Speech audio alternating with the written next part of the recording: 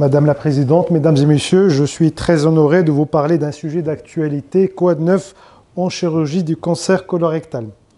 Alors, le cancer colorectal est une pathologie très fréquente, c'est environ 45 000 nouveaux cas par an, ça représente 11% des cancers, donc un cancer sur 10 à peu près, c'est un cancer colorectal.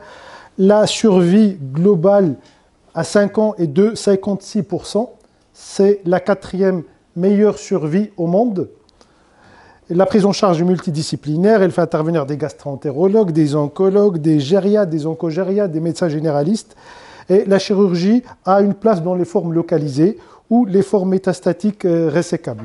Alors le but de cette présentation, c'est de vous parler un petit peu de l'évolution des techniques chirurgicales. Je parlerai que du côté chirurgical et pas d'autres thérapeutiques pour le cancer du colorectal. Un peu d'histoire pour vous dire que déjà au XVIIe, XVIIIe siècle, Jean Faget et Jacques Lisfranc faisaient des résections par transanale. C'était des résections palliatives. Il a fallu attendre la fin du XIXe siècle, le XXe siècle, avec le progrès d'anesthésie, le progrès de l'asepsie, la découverte du gant chirurgical par la société Goodyear. J'ai découvert ça en faisant l'exposé, pour avoir des interventions à visée curatrice. Alors, Henri Albert Hartmann, c'est un chirurgien français qui a exercé à l'Hôtel-Dieu, a décrit une intervention qui porte son nom, qui est encore pratiquée de nos jours, qui consiste en une résection colique avec colostomie. Et Ernest William Miles a décrit l'amputation abdominopérinéale en 1908. Et vous voyez ici donc une pièce d'exérèse. Je vous ai mis ce schéma-là juste pour introduire la diapo suivante. C'est un schéma du début du XXe siècle. Et vous voyez qu'on le rectum est représenté par un simple tube. À l'époque, on ne connaissait pas quelque chose qui va révolutionner la chirurgie du cancer du rectum, qui est le mésorectum. Alors, en 1982, Hild a fait faire un grand pas à la chirurgie du cancer colorectal en découvrant le concept d'exérèse complète du mésorectum. Alors, d'abord, le mésorectum, c'est quoi? Le mésorectum, en fait, c'est un espace celluleux ganglionnaire autour du rectum. Voilà, c'est ce que vous voyez ici. Il est entouré par un fascia qui s'appelle le fascia recti et c'est un plan de dissection avasculaire. Alors, Hild, lui, ce qu'elle faisait pour les cancers du rectum, c'est qu'elle faisait l'exérèse complète du mésorectum. TME, Total Mesorectum Excision. Et il a publié des résultats exceptionnels ou révolutionnaires pour l'époque. D'abord, d'un point de vue carcinologique, il a rapporté une récidive locorégionale de 5% seulement versus plus de 40% dans la même période quand on ne faisait pas l'exérèse complet du mésorectum, et surtout de très très bons résultats fonctionnels. Il y avait moins de troubles génito-urinaires.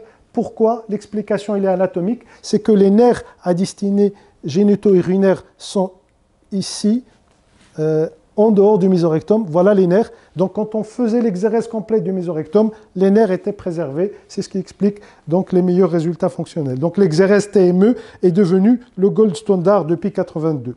Alors, une autre révolution, une innovation, c'est Philippe Kirk. C'est un médecin anatomopathologiste qui a, lui, mis au point une classification du mésorectum. Donc, il a classé le mésorectum complet.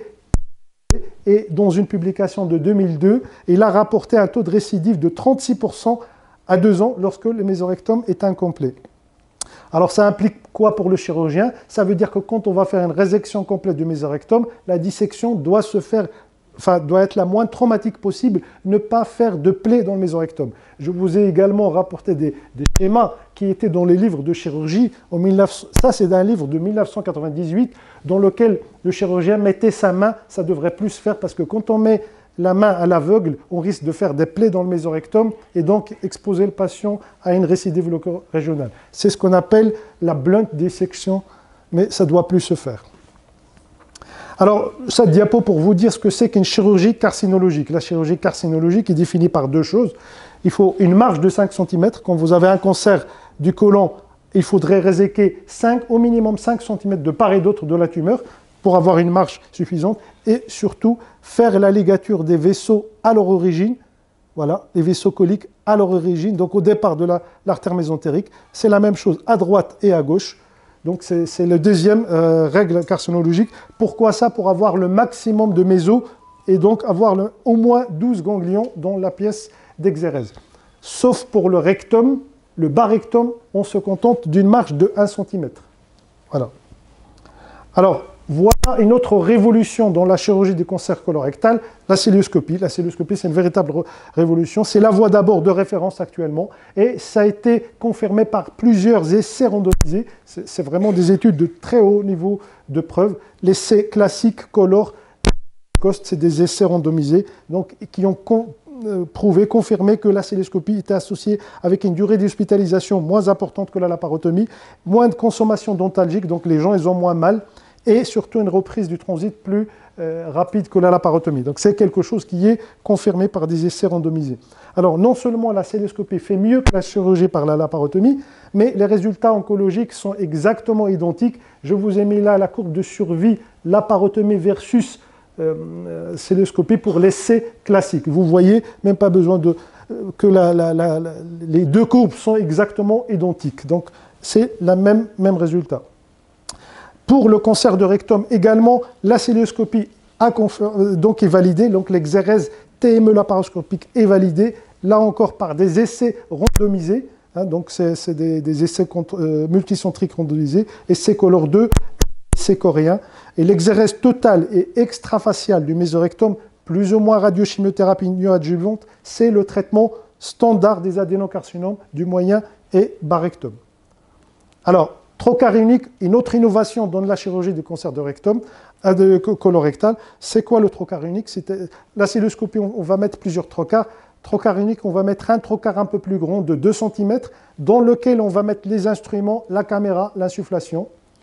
Donc vous voyez, donc c'est une petite incision qui nous permet d'extraire la pièce et faire donc une résection colique, voilà, avec un seul trocar. C'est un challenge technique, ça nécessite une expertise en celluliochirurgie, mais c'est une technique safe, c'est une technique qui est, les études montrent que c'est des résultats comparables à la célioscopie standard. Donc voilà une autre innovation dans la chirurgie du cancer colorectal.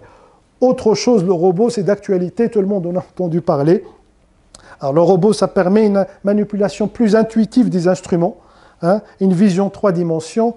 La caméra, elle est stable, plusieurs degrés de liberté, c'est-à-dire que la pince, vous voyez ici la pince du robot, elle reproduit à peu de choses près les mêmes mouvements que la main du chirurgien, contrairement à la célioscopie où il y a moins de degrés de liberté. Là encore, énormément de publications, plusieurs méta-analyses. Je voulais juste vous parler d'un essai Rolla, parce que c'est un essai randomisé, qui compare la résection laparoscopique résection rectale laparoscopique versus robot. Alors, le P n'était pas significatif, mais en termes de pourcentage, il y avait un avantage pour le groupe robot, il y avait moins de conversion, plus de marge saine et moins de troubles génito-urinaires dans le groupe robot. Mais le P n'était pas significatif dans l'essai Rollard. Autre chose, autre innovation, résection transanale TEM, ce qu'on appelle la TEM, à ne pas confondre avec la TME, Total Mesorectum Excision. Là, c'est transanal endoscopique microchirurgie.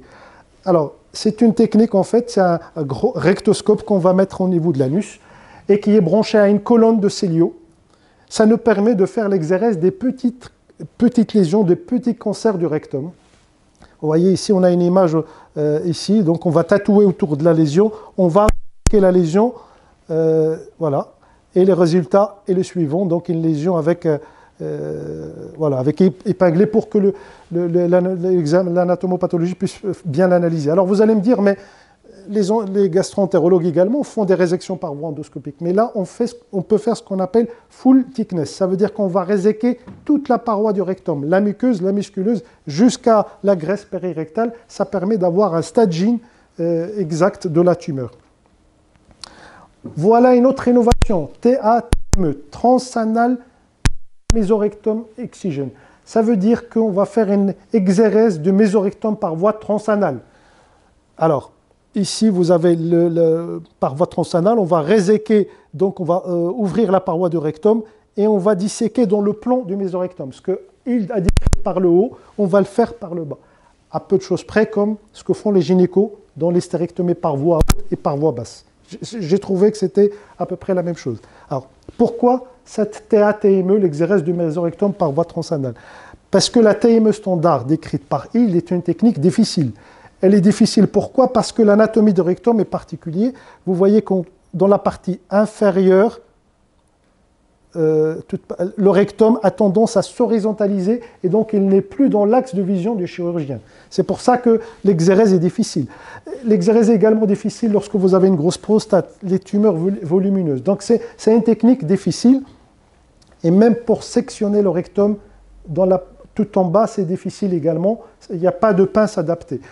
Il y avait une étude qui a porté sur 150 résections TME rectale. On a fait l'IRM en post-opératoire et on s'est rendu compte que 40%, dans 40% des cas, l'exérèse n'était pas complète. Dans 40% de cas, il y avait du mésorectum natif en post-opératoire. Voilà pourquoi cette TME se développe. Alors, pardon, excusez-moi, c'est dans l'autre sens. Donc, l'avantage qu'on attend de la TME, c'est que les pelvis étroits ne vont plus poser de problème. On va avoir la localisation exacte de la section distale. La dissection du rectum, du bas rectum, se fera dans l'axe de vision du chirurgien. Il y a actuellement des essais en cours, c'est l'essai Color qui évalue cette technique. C'est également une étape vers la chirurgie sans cicatrice. NOTES. Alors c'est quoi NOTES? C'est une chirurgie par les orifices naturels. Vous avez peut-être déjà entendu parler qu'on peut faire une cholécystectomie par voie vaginale ou par voie gastrique. Alors, cette dissection pourra nous permettre de faire une chirurgie par voie transanale. Vous voyez, on va disséquer le mésorectum. Alors, c'est encore au tout début. On va disséquer le mésorectum. On va extraire la pièce par l'anus. On fait l'anastomose. Et donc, le patient n'a plus de cicatrice par voie abdominale. C'est vraiment au tout début, mais ça, c'est l'avenir. Enfin, c'est l'avenir, ça va se développer.